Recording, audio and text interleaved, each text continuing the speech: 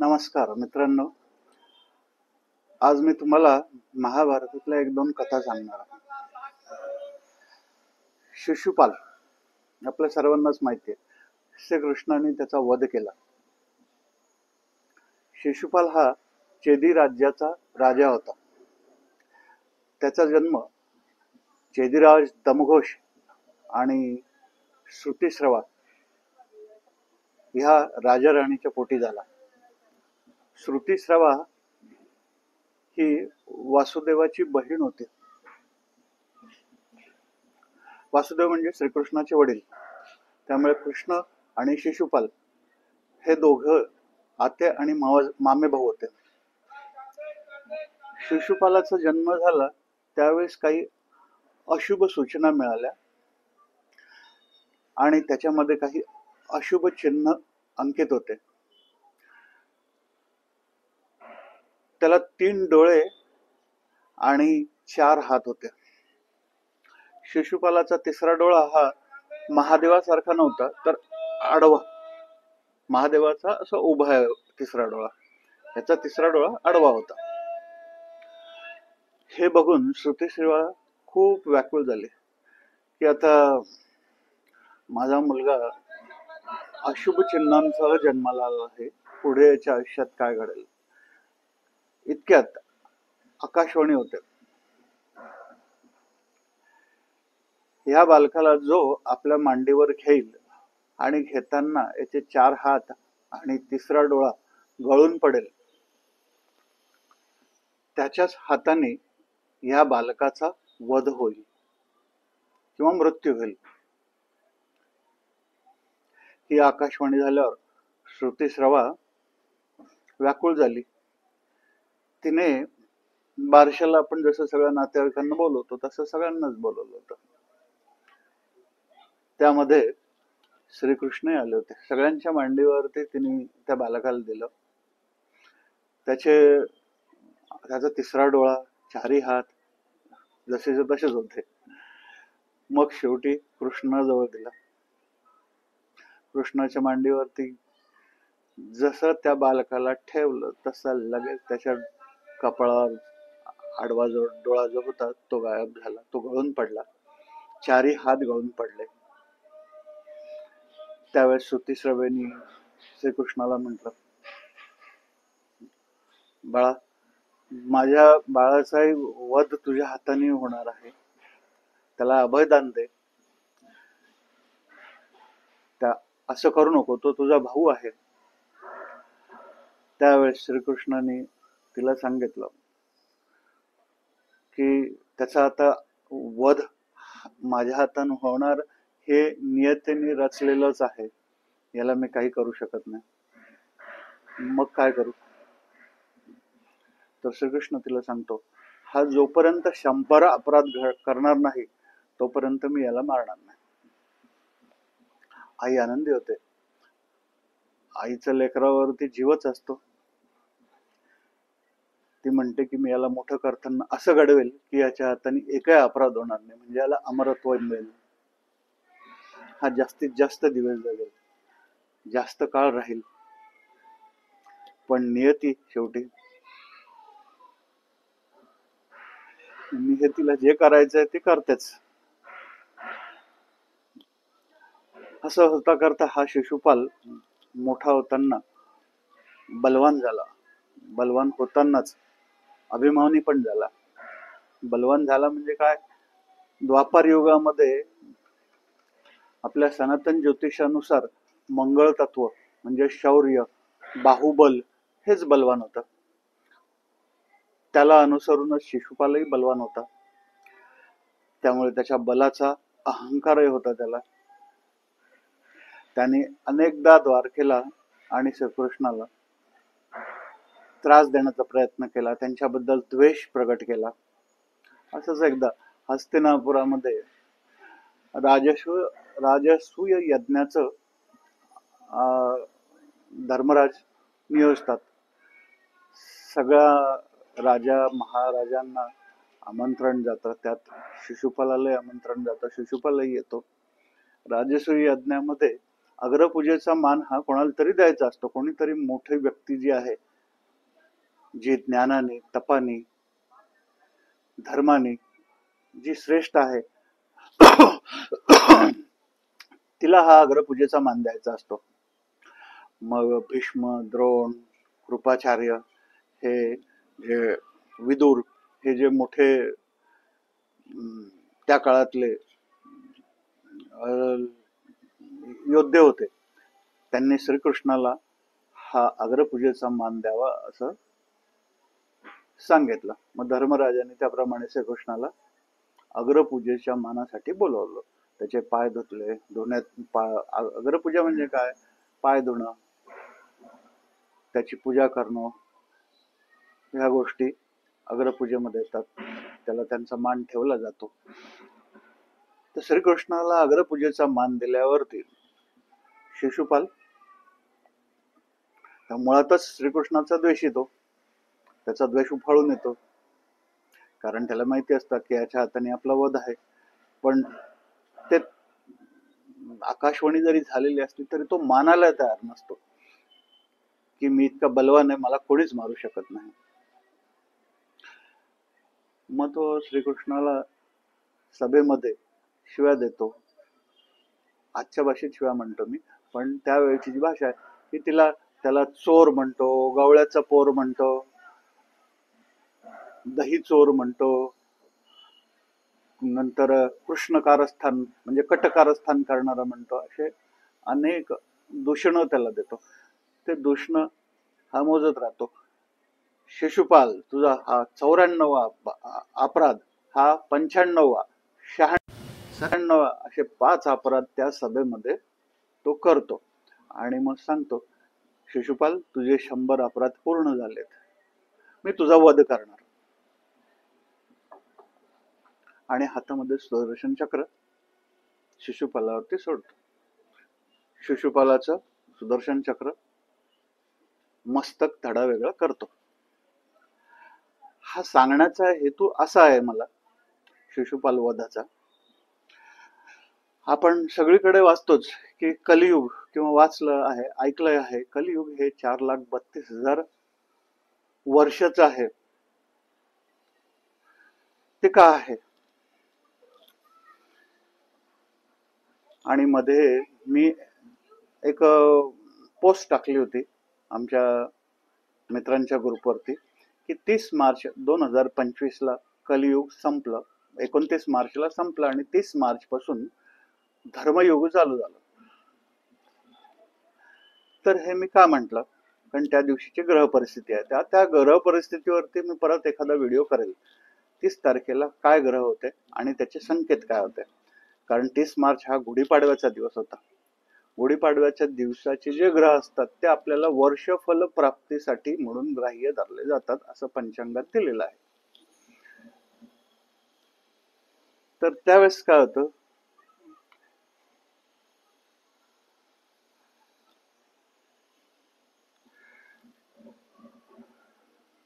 शिशुपालाला मारलं, बाकी या सगळ्या गोष्टी घडल्या. पण आता मला काय सांगायचंय की हे अपराध 100 अपराधच का ठेवले? त्याच्या मागचं एक कारण होतं.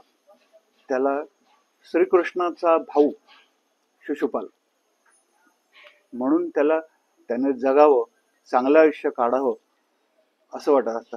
आणि श्रीकृष्ण हा परमात्मा होता. परमात्म्याला आपण जन्माला घातलेली मानवजात ही सुखा समाधानाने आयुष्य जगावे. सत्य, दया, हे जे 4 अपराध म्हणण्यापेक्षा ज्या 4 गोष्टीवरती आपला धर्म उभा आहे त्याच्यावरती हा चांगलं आयुष्य जगावं हा त्याचा हेतू होता. म्हणजे 100 अपराध याने करू नये आणि यांनी चांगलं आयुष्य जगावं असं त्यांनी आपल्या आत्याला वचनही दिलं होतं श्रीकृष्णाने की 100 अपराध होतो मी तुला काही करणार नाही. पण 100 अपराध घडले. म्हणजेच काय झालं की नियतीने जे ठरवलेलं आहे ते होणार. पण 100 अपराध किती वेळात पूर्ण करायचे हे कोणावर अवलंबून होतं? शिशुपालावर अवलंबून होतं. शिशुपालाने ते काही पाळलं नाही. अजून एक 2-3 श्लोक सांगतो. गीतेतलेच आहे. मला फारसं गीतेचं ज्ञान नाहीये, पण हे शोधून घेतलेत मी. कर्मण्यवाधिकारस्तु मा फलेषु कदाचन मा कर्मफल हेतुर्भुर्मा ते संगोत्सव कर्माणी. हे गीतेच्या 2ऱ्या अध्यायातला 47वा श्लोक आहे. याचा अर्थ श्रीकृष्णाने असं सांगितलं आहे, किंवा आपल्या गीताकारांनी, तुला फक्त कर्म करण्याचा अधिकार आहे, त्याच्या फळांवर कधीच नाही. तू कर्मफळाचा हेतू बनू नकोस, तसंच अकर्मात आसक्त पण होऊ नकोस. 2रा श्लोक आहे, हतो वा प्राप्स्यते स्वर्गम जित्वा वा भोक्षसे महिमम तस्माद् तुष्टि कौन्तेय युद्धाय कृतनिश्चया. त्याचा अर्थ असा अर्जुनाला सांगताना म्हणतो, युद्धात मरण आले तर स्वर्ग प्राप्ती होईल, विजय झाला तर पृथ्वीवर राज्य करशील. म्हणून हे अर्जुना, उठ आणि युद्ध कर. कारण युद्ध हे अर्जुनाचं काय होतं? कर्म होतं, कारण त्याचा तो क्षत्रिय धर्म होता.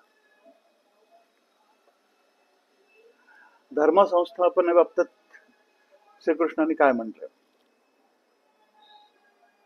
परित्राणाय साधूनां विनाशय दुष्कृतां धर्म संस्थापनार्थाय संभवामि युगे युगे. अध्याय 4, श्लोक 8. साधूजनांचे रक्षण करण्यासाठी, दुष्टांचा विनाश करण्यासाठी आणि धर्माची पुनर्स्थापना करण्यासाठी प्रत्येक युगात मी जन्म घेतो आणि घेत राहील. 2रा योग आणि समत्वाच्या बाबतीत काय योग आहे?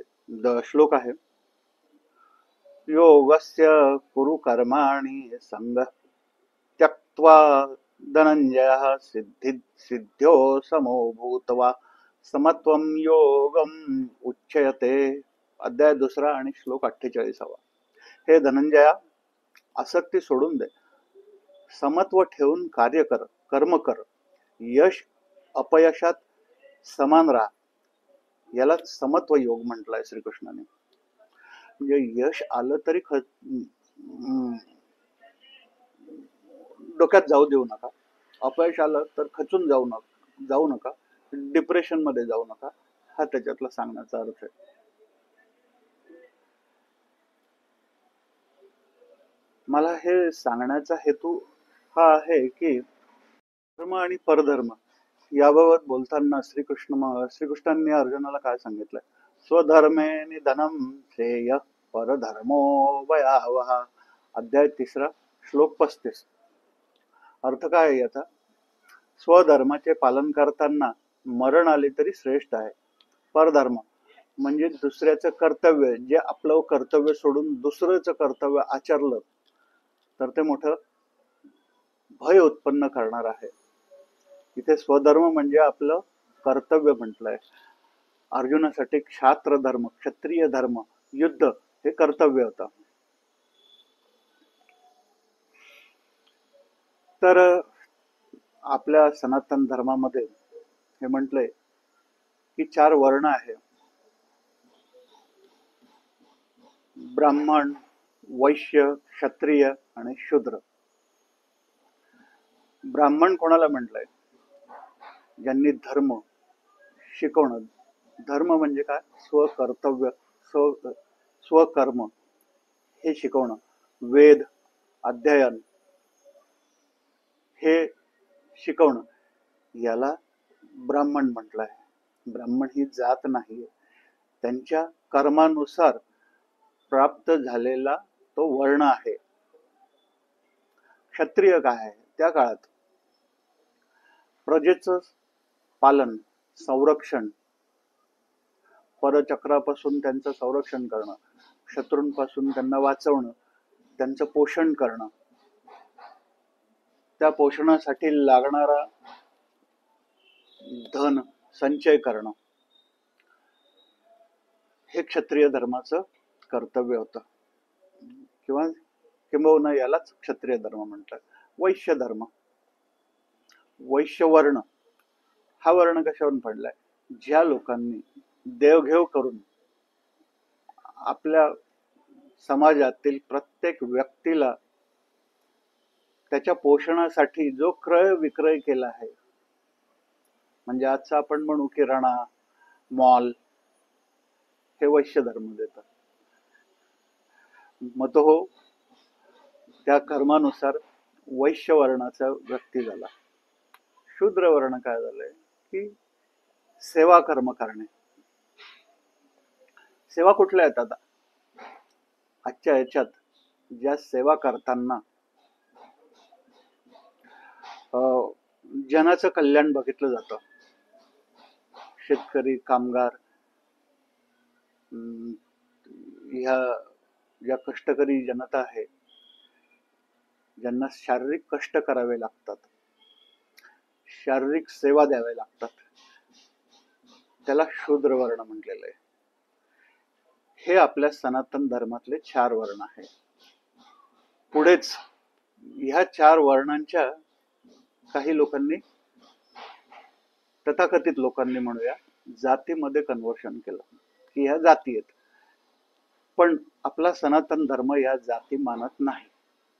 आता प्रत्येक युगामध्ये अधर्म झाला, तर अधर्म हा बोकळण्याचे जे कारण होतं ते मी तुम्हाला थोडक्यात सांगतो. ते श्रीमद भागवत महापुराणामध्ये त्याच्या स्कंद 3 आणि अध्याय 15 मध्ये दिलेला आहे.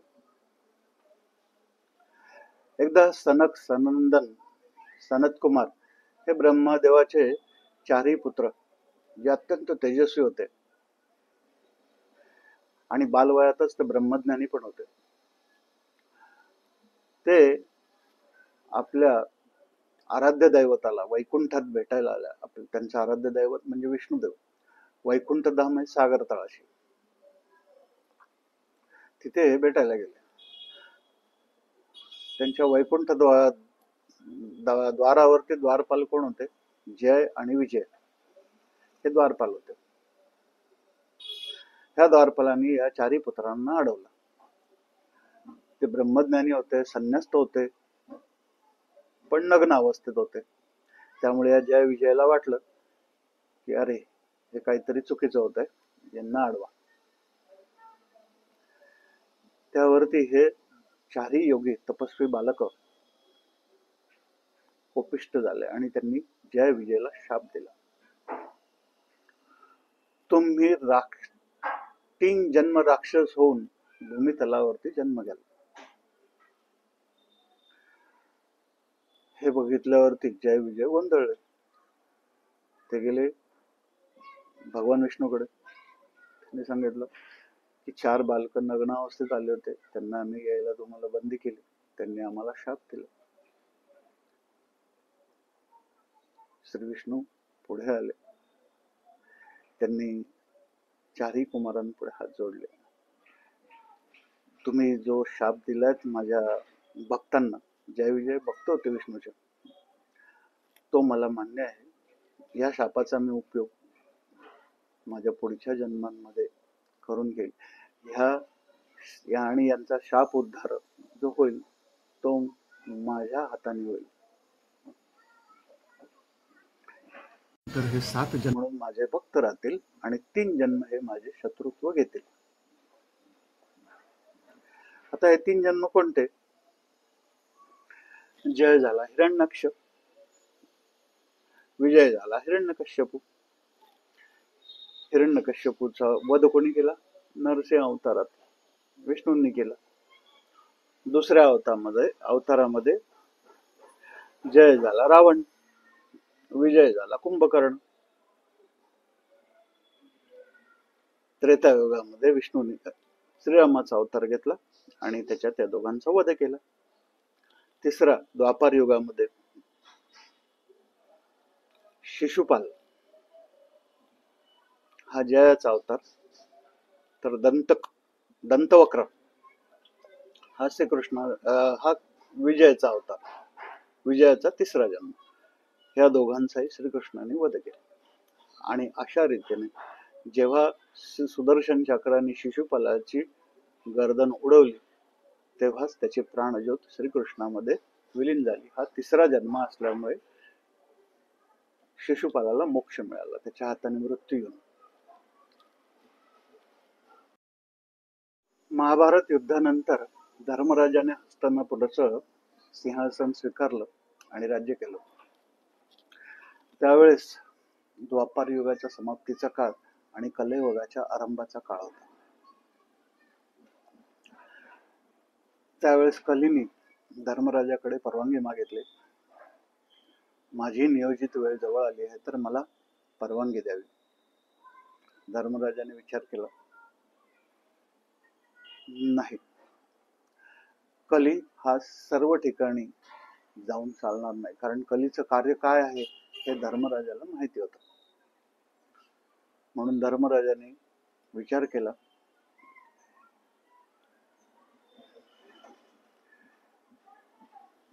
धर्म हा अस्तित्वात राहिला पाहिजे, त्यासाठी याला सगळ्या ठिकाणांमध्ये प्रवेश द्यायला नको. काहीच ठिकाणात प्रवेश दिला तर बरं होईल, जेणेकरून सत्य अस्तित्वात राहील. यापूर्वीच्या म्हणजे प्रत्येक युगामध्ये एक एक पाय, म्हणजे आपण असं समजूया की धर्माचे जे 4 पाय आहेत, सत्य, दया, तप आणि शौच. शौच म्हणजे काय, तर ज्याला स्पर्श नको त्याला शौच म्हटलेलं. तर ह्या 4 पायावरती धर्म आपला टिकून होता आहे आणि राहणार पण आहे. तर कलियुगात काय झालेलं आहे, दया, तप आणि शौच हे 3 पाय अधू झालेले आहेत.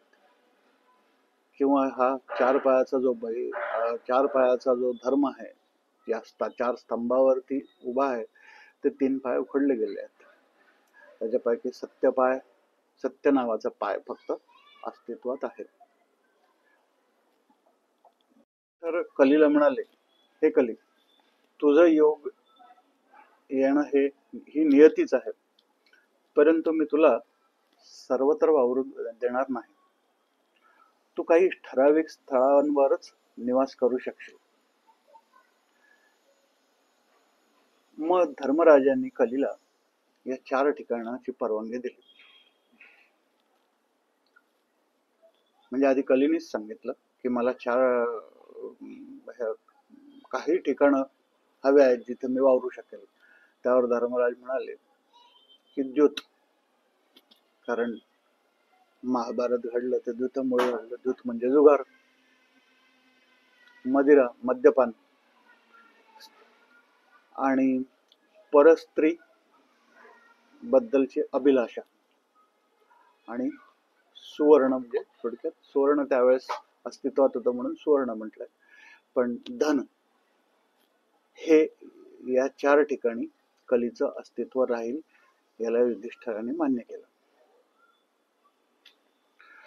पण कली काही 4 ठिकाणासाठी तयार झाला नाही. 4 ठिकाणासाठी तयार झाला नाही. विनंती केली की मला अजून एखादं ठिकाण द्या जिथे मी वावरू शकेल. त्यावर धर्मराज म्हणाले,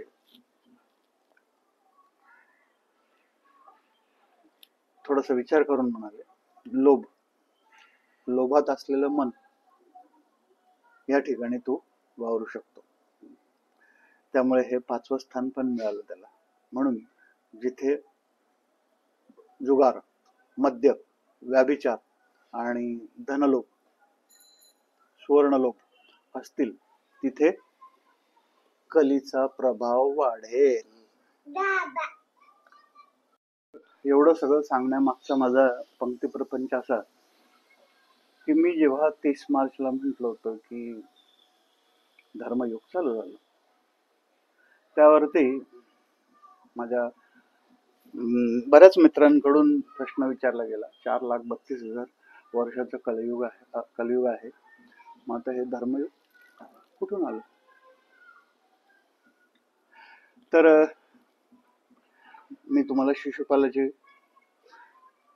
जे हकीकत सांगितली की 100 पाप जेव्हा भरली जातील तेव्हा याचा मी वध करेल. तर 100 पाप करणं हे किती दिवसात करायची, किती वर्षात करायची, की किती युगात करायची, हे शिशुपालाच्या हातामध्ये होतं. जर त्यांनी पाप केलीच नसती 100 तर अमर झाला असता. कदाचित 2-4 युग पण बघितले असते किंवा अमरही झाला असता. त्यामुळे त्याला लवकर श्रीकृष्णामध्ये विलीन व्हावं लागलं. त्याची हत्या झाली, त्याला वध केला श्रीकृष्णाने. जे नियतीने ठरवलं होतं त्याप्रमाणे. पण त्याच्यामध्ये अट महत्वाची होती की 100 पाप. तशीच कलियुगामध्ये एक अट आहे, जेव्हा सत्याचा पाय देखील पूर्ण डळमळीत होईल, सत्य कोणालाही रुचणार नाही, त्यावेळेस कलियुगाचा अंत होईल. कारण कलियुगामध्ये फक्त सत्य ह्या एकाच पायावरती धर्म उभा होता. म्हणूनच सत्याचा पाय डळमळीत झालाय, सत्य क्षीण झालंय. आपण बऱ्याच जणांकडनं ऐकतो की सत्य परेशान होता है लेकिन सत्य पराजित नहीं होता है. म्हणजे काय याचा अर्थ काय? सत्य डळमळीत झालंय. आज न्याय सुद्धा मिळताना आपण बघितलंय काय काय घडतं. कोणाकडे किती पैसा आहे, कोणाकडे किती धाडी टाकल्या, काय टाकल्या. म्हणजे याचा अर्थ काय? सत्य सुद्धा दडपलं जातं पैशाच्या आधारावर. असत्य विकत घेतलं जातं पैशाच्या आधारावरती. त्याला न्याय दिला जातो, असत्य बाजूला न्याय दिला जातो. आणि मी काल व्हिडिओ केलाच आहे. शनी हा न्यायदेवता आहे, कर्म कठीण परीक्षा घेणार आहे. तो स्वतः न्यायदेवता असल्यामुळे तो न्याय करणार आहे. मग त्या भौतिक जगातील न्यायव्यवस्थेवरती सुद्धा त्याची वक्रदृष्टी जाणारच आहे. त्यामुळे या सांगण्याचा अर्थ असा आहे की कलियुग संपलेलं आहे मित्रांनो. धर्मयुग चालू झालेलं आहे. आता कलियुग आणि धर्मयुग यांच्या मधला काळ जो होता तो बुधाचा होता, क्रांतीचा काळ होता, बुद्धिमत्तेचा काळ होता. ज्या बुद्धिमत्तेच्या जोरावर आपण अनेक शोध लावले. आकाशात विमानांद्वारे जाऊ शकतो, पाण्यात जहाजांद्वारे जातो. सगळीकडे प्रकृतीमधील म्हणजे निसर्गातील 5 ऊर्जांचा वापर करून आपण समृद्ध बनलोय. समृद्धी बरोबर काही आपण दोषही घेतले. सौर ऊर्जा मिळवली, सौर ऊर्जेचा आपल्याला फायदा झाला. आण्विक ऊर्जा मिळवली, त्याच्यावरती आपल्याकडे विद्युत उपकरणं किंवा बऱ्याचशा सुधारणा केल्या. अणुऊर्जेवरती आपण अंतराळात पोहोचण्याचाही प्रयत्न केला, अंतराळात गेलेलो आहोत. पण त्याच आण्विक ऊर्जेचा आपण बॉम्बही बनवलेला आहे, अणुबॉम्बही बनवला आहे. म्हणजे आपण आता कुठल्या थराला जाणार आहोत हे शनी ह्या 138 दिवसाच्या टेनर मध्ये नक्कीच आपल्याला दाखवून देईल. मी एवढंच सांगू इच्छितो की शिशुपालांनी जसे 100 अपराध वयाच्या तारुण्यात पूर्ण केले, तसेच कलियुगात जे अपराध घडतायत ते तारुण्यात म्हणजे कलियुग तारुण्यात असतानाच संपुष्टात येणार आहे. 4,32,000 वर्ष वाट पाहण्याची गरज नाहीये. धर्मयुग स्थापना होणार आहे. धर्मयुग हे कोणाचं आहे तर बुधानंतर गुरु. क्रमाने बघितलं तर गुरु येतो. गुरु कशाचा प्रतीक आहे ज्ञानाचं प्रतीक आहे, धर्माचं प्रतीक आहे. त्यामुळे आपला सनातन धर्म हेच सांगतो की आता धर्मयुग चालू झाला आहे. त्याला मी तुम्हाला सनातन ज्योतिषाच्या आधाराने पुढच्या व्हिडिओमध्ये पटवून देईन. नमस्कार. माझा व्हिडिओ आवडला तर लाईक करा, सबस्क्राईब करा, शेअर करा. धन्यवाद.